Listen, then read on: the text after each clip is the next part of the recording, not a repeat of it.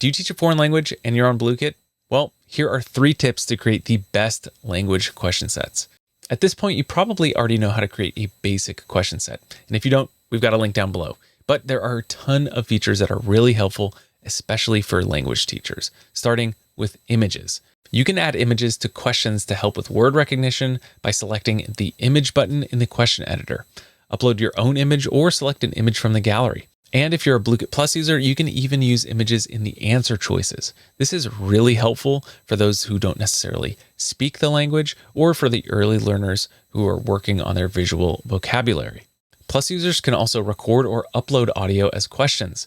That means you can say a word out loud and have the students select the correct spelling or maybe the word in their native language from multiple choice answers. And this is really helpful for your non-readers as well. And for those who want to help students with spelling in another language, or any language for that matter, use the typing answer format. To do this, enter your question and switch the question type from multiple choice to typing answer, and enter your possible responses. And if your students don't have an international keyboard, I also suggest including possible answer options without accents. And last but not least, use AI. The Blooket generator powered by Khanmigo makes it easy to create language-specific question sets in seconds.